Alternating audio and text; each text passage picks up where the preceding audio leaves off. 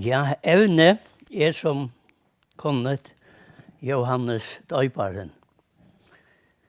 Jeg har unga mynter, men så kom jeg si at det smøyr.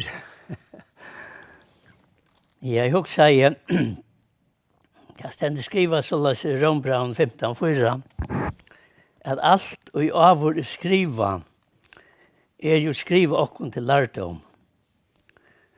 Så vid vi tåle og trøsten i skriften av djeva skulle hava vån. Og Paulus sier i Timotheus brev, 17, «Öll skriften innblåst av gode, og nyttelig til lærdom, til sannføring, til rattløying, til oppfostran og i rattvis. Så Guds menneske kan være fullkommen, først for å gjøre alt godt verk. Om Johannes døyparen sier Jesus vi lærersvøyner søyner, jeg sier tikkun, større profeter enn Johannes ikke mittlen torra, og i føtter de av kvinne. Og man har en hjelp på okkon at lære av tog som skriver om Johannes døyparen. Så vi be. Takk, Herre og frelser, for vi kunne vende okkon til togin. Og vi ber om at du skal være nær, og du skal sikna ditt egne ord til okkon. Det ber jeg om i Jesu navn. Amen. Ja, Johannes døyparen, det stender om pappa hans herre Zacharias. Og til Lukas, 1. kapittel fra 5-15. Og døvun Herodesar, kongs, og Judea var prester, og i at Zacharias. Av skiftet Abia, han kone av døtrun Aron, hon Elisabeth. Men de 80 bad, tog Elisabeth var ofruktbar, og de var bægi vid alder. Nå hendte det men han tante som prester for det gode, da han får inn i tempelherrens og bæra fram røygelsesoffre. Ta vusti angel herrans her fyrir honom. Zacharias rattes ta han sa han, men angelen sier vi han øttast ikkje, bøntoin hård. Elisabeth, kona toin, skal øya tar son, og du skal kalla han Johannes. Han skal være ter til glede og frøye, og mange skulle gledes at han føtter. Han skal være staurur for herranen. Vøyn og sterkan drikk skal han ikke drekka, men han skal fyllast ved høyla i antanen ur maurløyf. Og så det, fra vers 6, så kom tøyen til Elisabeth, da hun skulle i øya, og hun åtte sånn. Da grannar og skilfolk henne fratto, at Herren gjort miskonsyna stora imot henne, gleddes de sammen ved henne.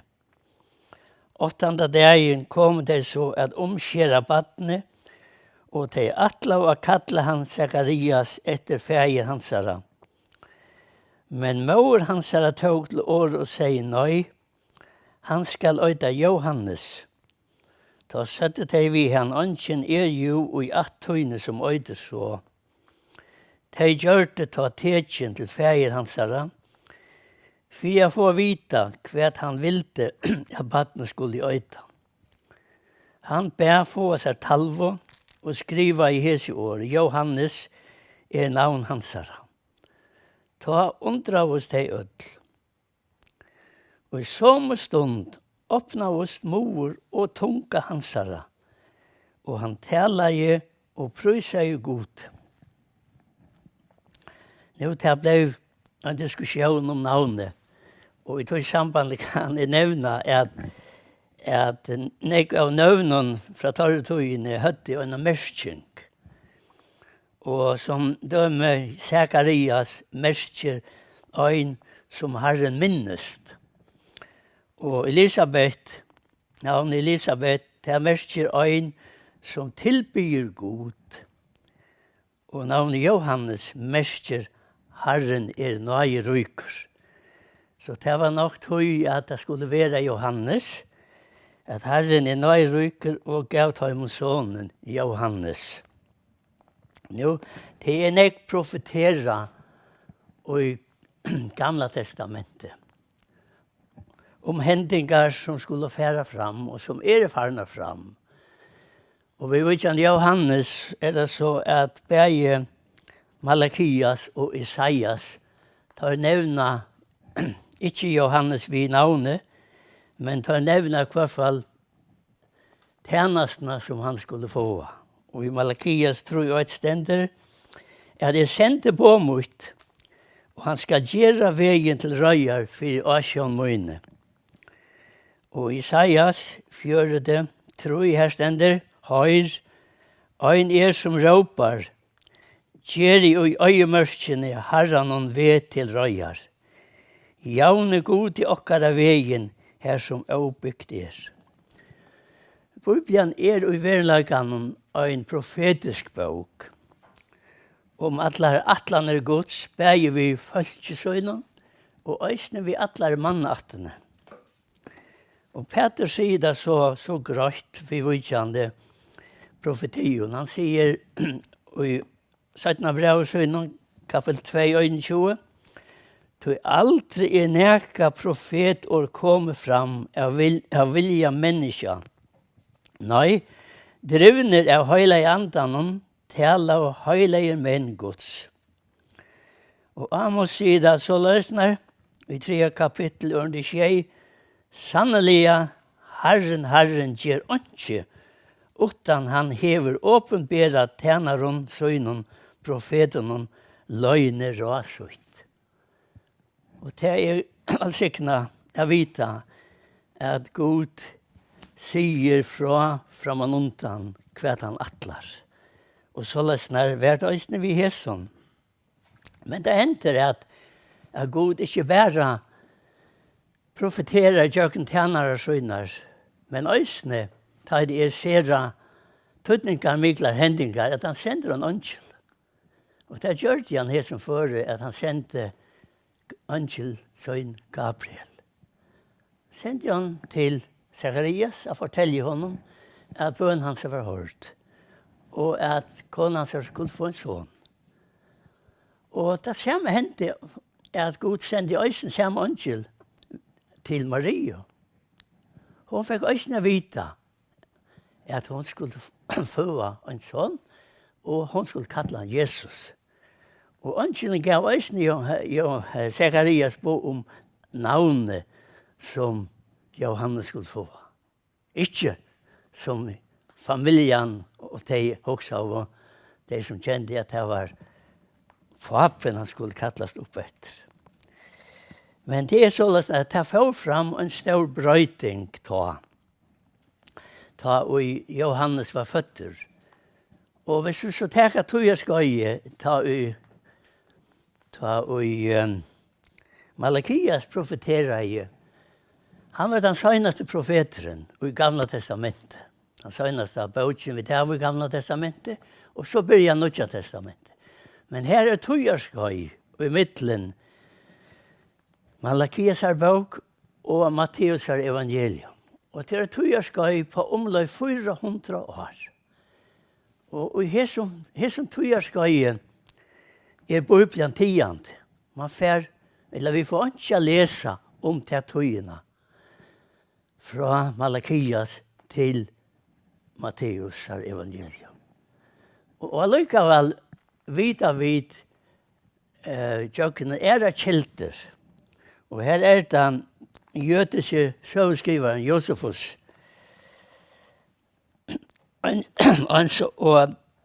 Og man finner ikke kunning om tøyene av avvisen av apokryfiskon boken og griskon og romerskon boken. Det herfra man vet hendingar som farnar fram og i hese middelbil. Og en sérsteg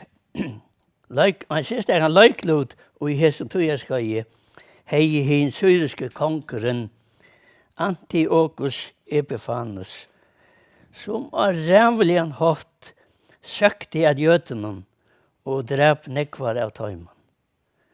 Omlai 170 år fyrir Kristus sette han bann fyrir godsdyrkanene og i templenen, og sette han stån av godadyrkan, og vann halka i såleis temple og altare.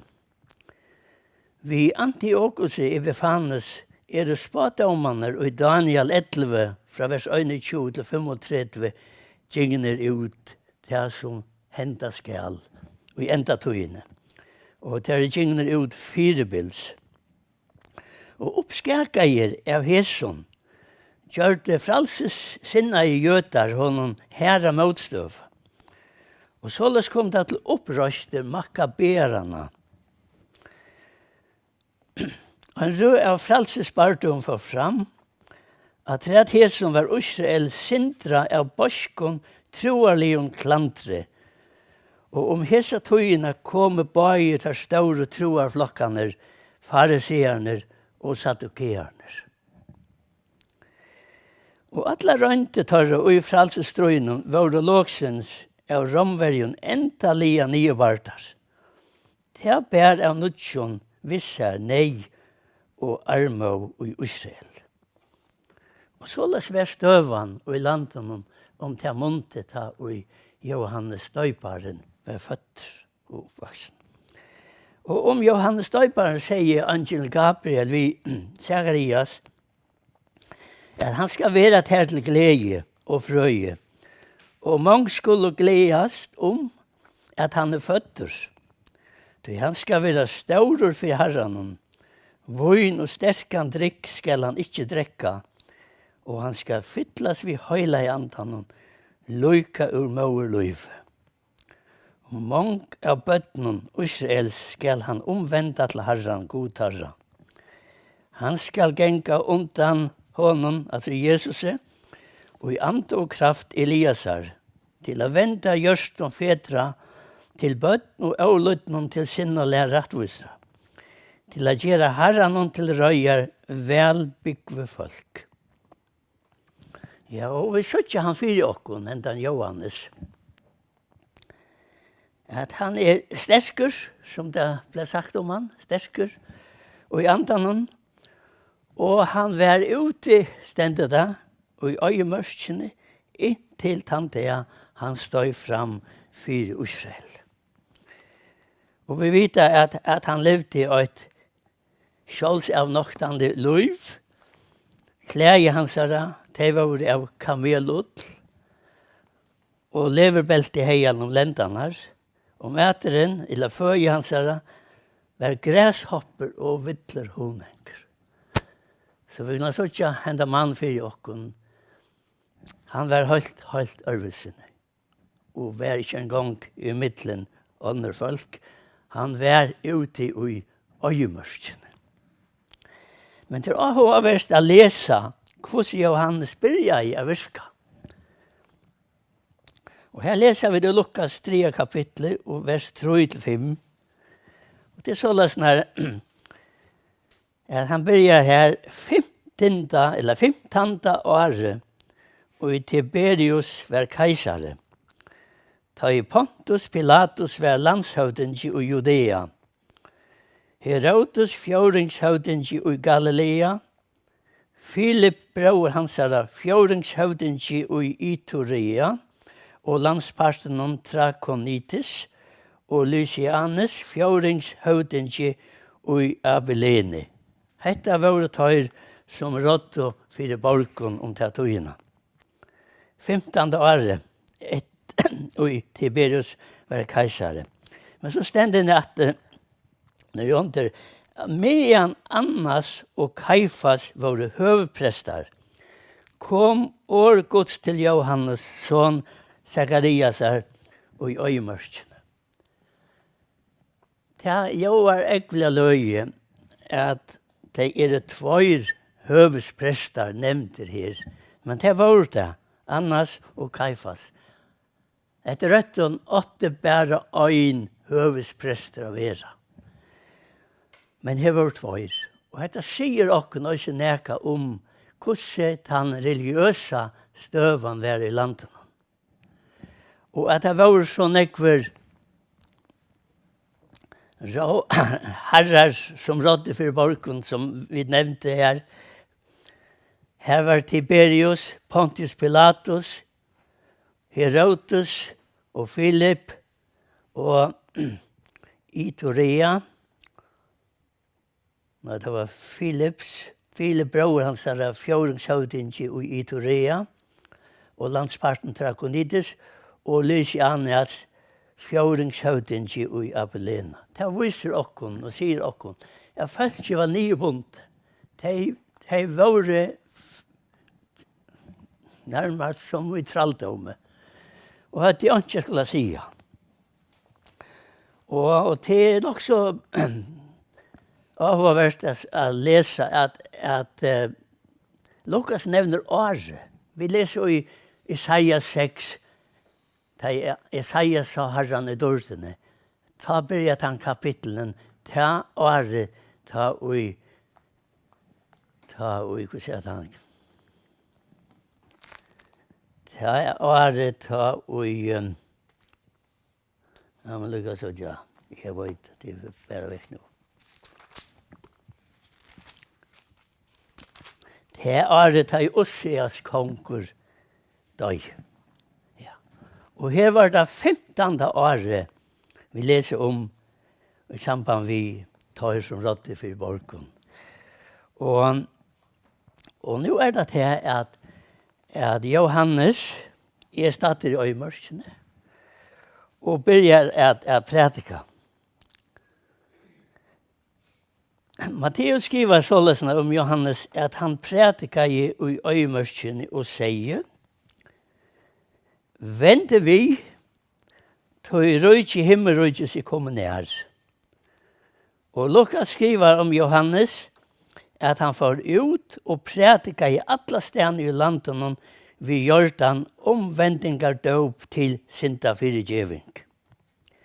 Og vi kunne også om at det løye at han får ut og i øyemørkene av bedre henta bådskapen. Men det ville godt.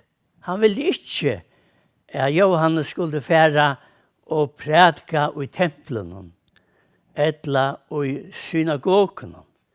Det stander en religiøst eller andelig å være så ut av leie vanlige, er god leip alle hese rom, og sette Johannes og øyemørkene av bedre enda bådskap fram. Og det er interessant å lese at alt Jerusalem får ut til hansara. Og alt de her leier om alt Judea og landet om Jordan. Det får ut av høyre henda mann, og det som han sier, det var dette: vente vi, til røyke himmelrøykes i kommer nær. Og Lukas, han sier om han, at han prædika i alle stedene her i landet ved Jordan, omvendingar døp og synda fyrirgeving. Og de var døpt, stendte da, av honom og i ånden Jordan og gjort av og syndersvinnar. Ja. Det som han prædika i vente vi, han sa hva det var for et liv som får fram og i landet. Og at Gud har utvalgt han spesifikt til affæra og bedre hentan bådskapen om å vende vi. Og som tegjene på det, at de hørte bådskapen, og de engrava og gjort av syndene, så let han de døypa. Og det kallar han Lukas omvendingar døpes. Og det kom negg folk her ut. Og så stender om två flockar, tar bare flockene, fariseerne og saddukeerne, det stender om at tar kom øysene ut. Det står om til alle. Og Johannes kjente det, og han også så, ja vel, tid kom ut, kanskje bare at freknast, men tid møyne ikke vitta. Han kjente hjertetørre. Han visste akkurat hva det hoksa i. Og då sier han i høyre år vittar, orma avkom, hver lærte tikkun, er flytja undan røyene som kommer. Det var således når vi tar imun, at de var ærlige. Gåe, det skulle sutja som ut at de var god øttande menn. Men det var således når vi fariseer noen, at de var lov, kan man säga, lovkunder og holdt fast ved lovene. Men omfram til at de hadde lovene, så hadde de sånne hver eika lover, som de selv hadde smuja. Og det var lover i 200, og det samme var det vi loven hva man skulle halda seg fra. Og det var det som fyllte torra sinne av livet etter lovene. Men han tjøkkene skoa et høys. Og hinnar sadukeerne tar var i øvelsene. Men det steder om tar at tar tro ikke oppa opprøst likamsins. At ankla var til, og at salen var odeilig. Og tar en av nokt av øysene, og en av en dom. Og dette var han godt klare iver, og tog råkna i han tar fire, av være orma avkom, tar som hilde seg kunne flutja undan røyene som kommer. Og tog der visste ikke sånn tekjen om at jotta sintersøyner. Og han sier, vet du, bedre tog avvøkst og sværer til omvending. Og hokse ikke at de kunne si av til sjølven at vi heva jo Abraham til feir. Vinnes til, øksen, hun ligger langt ved råd til træsens, tog være hvert træ som ikke ber gåan avvøkst, høgt nyer og kasta og eld. Nå tar Johannes stå her ved Anna Jordan ut i øymørsene og døpte og ta seg vidt hei som her var og kom til hans herre. Da sier han vidt hei at jeg døyper tikkun i vattnet til omvending. Men han og kommer etter meg sterkere enn jeg. Han som ikke verter å bære skekvane tja. Han skal døypa tikkun i høyla i antanen og elde. Ja, det var alle som var. Dåperen vi høyla i antanen skiller seg fra dåpen vi elde. Og den første dåperen en sikningardåper, men hin vrøynardåper. Og alt sånn Kristus tryggvande oppleva første dåpen, han som kom nyer av himmelen av kvutsene deg, hin høyla i anten, og som det stender i Efesus brevnen at ta i til komme til trygg, ta finke tid som innsikle høyla i anten som lov å være han som panteren om arven og vi skulle få. Men i 17. dåperen være luter torra vantryggvande av doma deg. Og dåper Johannes hei ikke vi hin kristna dåpen av gjera. Vi mennesker låter seg døyp på Jordan, og Jordan et tekjen deians. Ta gjort av teg at de høtte oppe både deian. Og så stender det at øysene Jesus får nyer i vatten Jordans, og var døpt. Ikke tog at han heit han neiut, men han let seg døypa som tekjen fire at han var offre fire syndarar, og for å teka plass syndarans vissar og i deian. Men for Johannes var dåper Jesus her av stor og tøtning. Så nå var han kommet, han som kom av skulde etter han. Og Johannes opplever nå sjøen for søkken. Nå Jesus var døpter. Det stender om at da nå Jesus var døpter, kom han vid det samme opp ur vattnen, og himmelen åpna just fyra honom. Og Johannes sa anda Guds dela som duvo og koma iver han. Og Johannes hørte rødt av himmelen som sier, hesen soner min, hin elskar jeg, som jeg har takka til.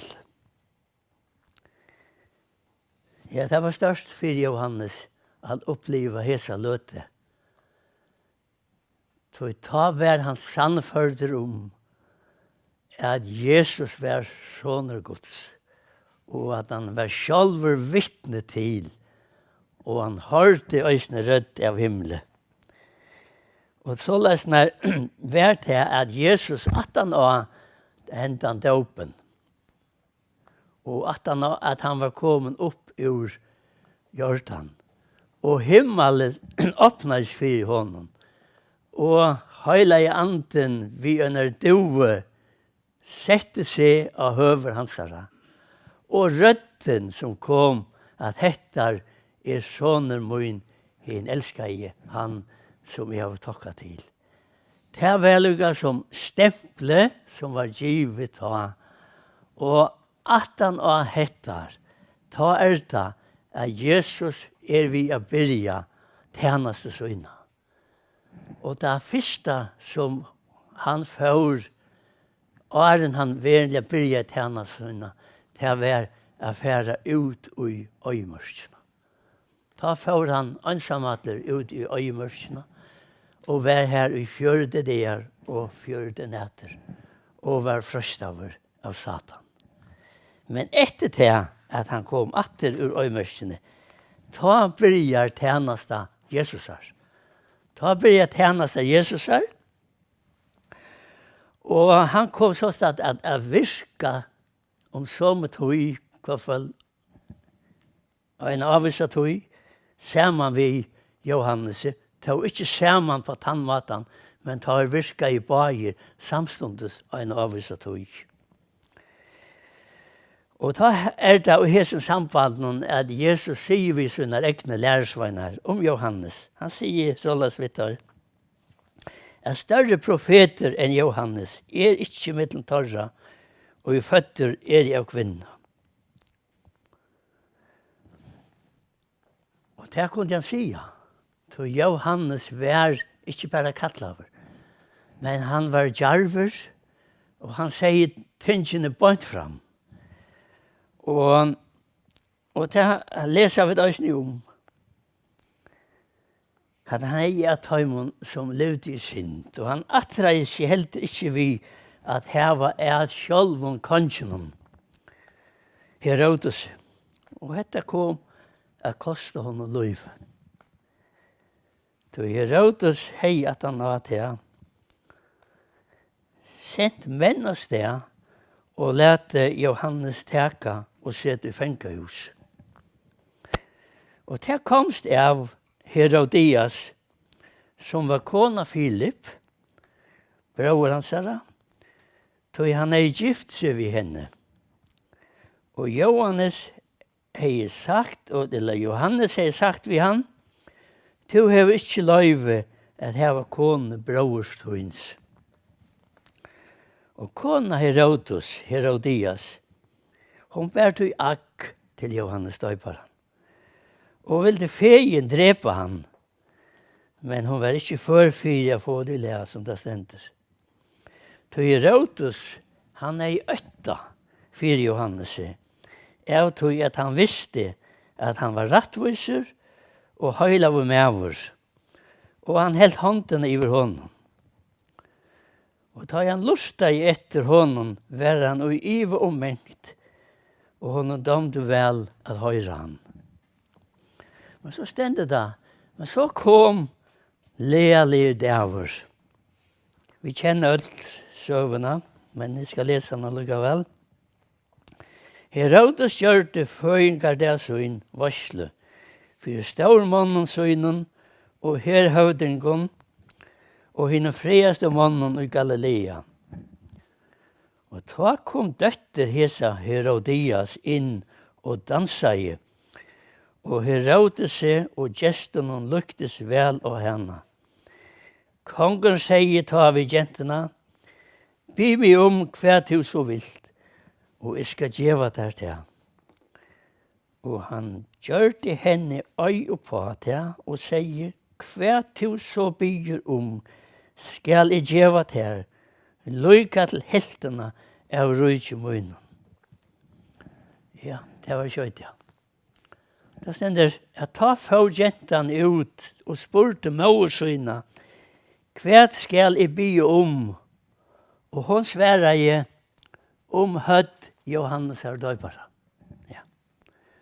Så får hun vid det samme, skundeslig inn til kongen, be han å si høtt Johannes døybara av fett. Ta var konkeren ekvelige tunker, men da ville han ikke vise henne i atter. Så han hei jo svåre, og gestene hadde hørsta. Konger sendte vi det samme øyn av vakten av sted, og gav hun på å komme vi høtt i hans herre. Og hese får ta av sted, og halshøgte han og i fengehusen, og kom han vi høtt i hans herre fete, og gav jentene til, og jentene gav møversøyne til. Det kan tidsas som at Løyv Johannesar fikk en syrkelig enda. Men han stod stinner i bådskapen og prætika i sannleikan løyka til endan av Løyvesøyne.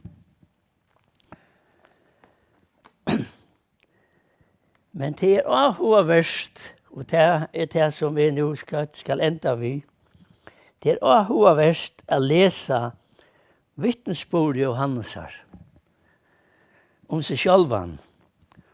Og det leser vi om i Johannesar evangelium kapittel 8 fra vers 19.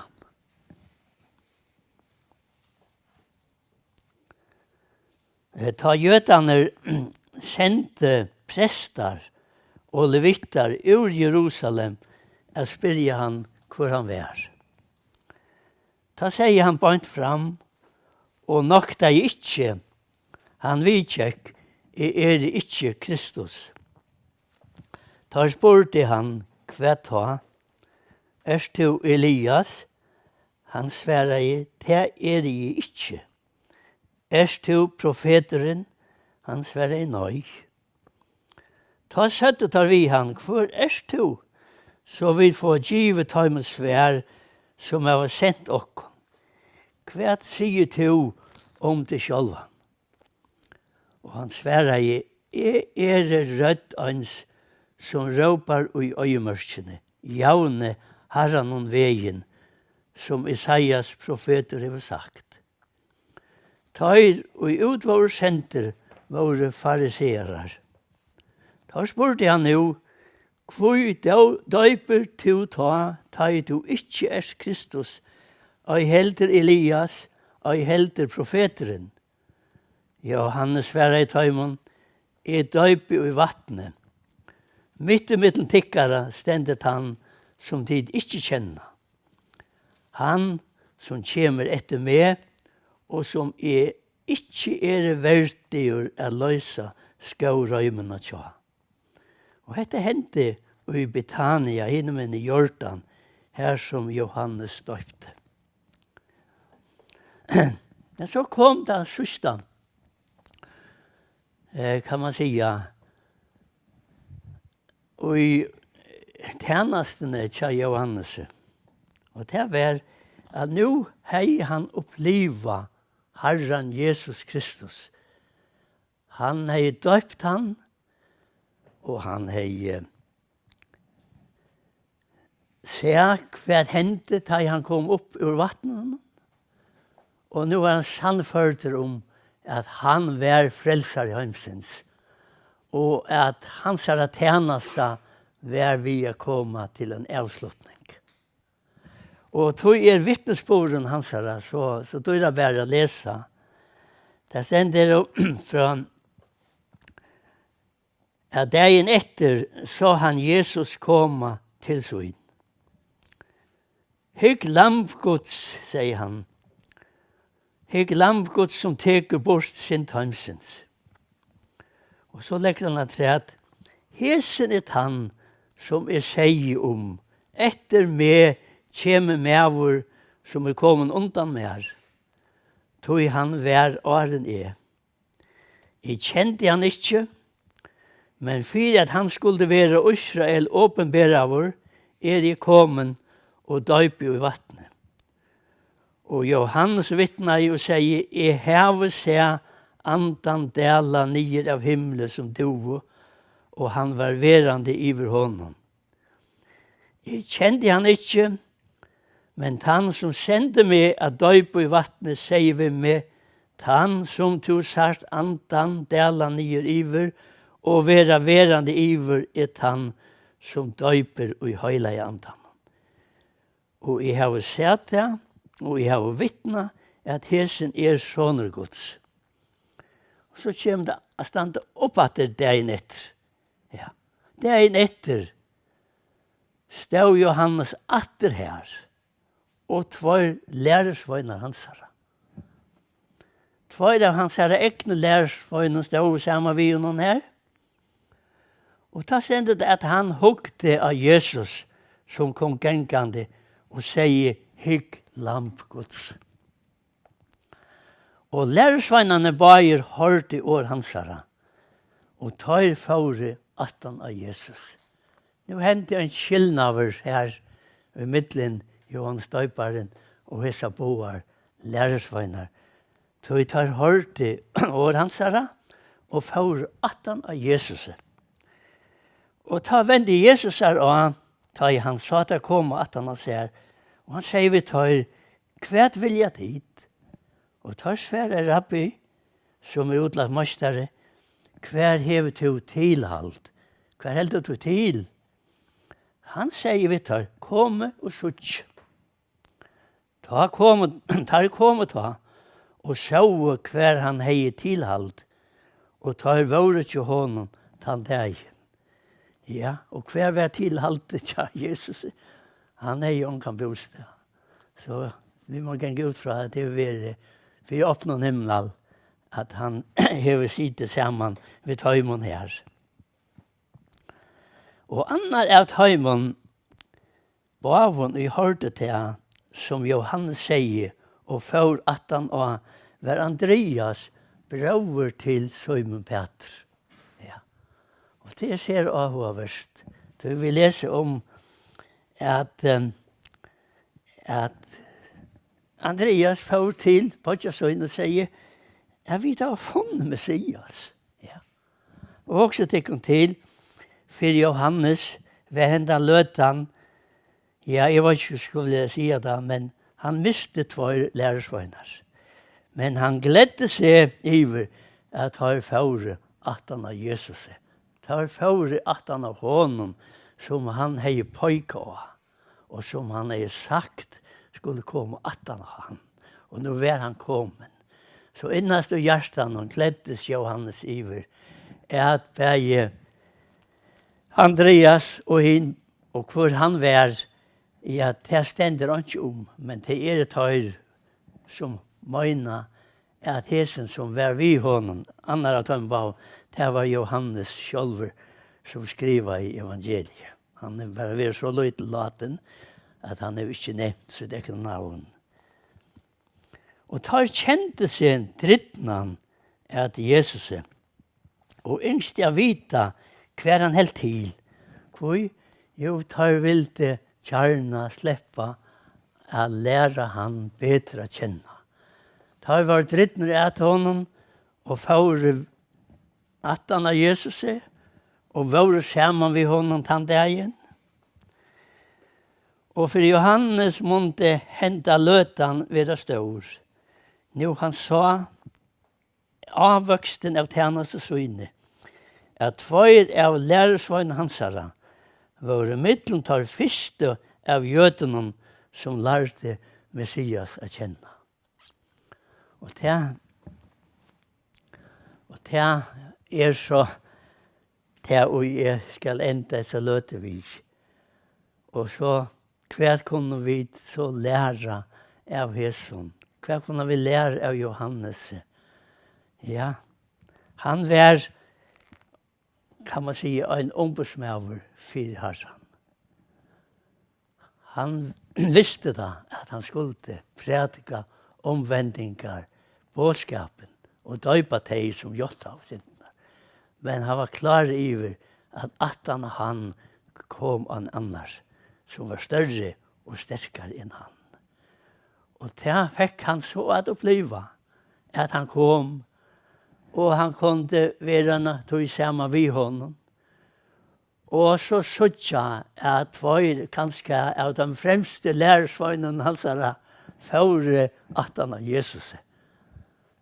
Og det kom til at Johannes pøyka i av Jesus, hygg lampgods.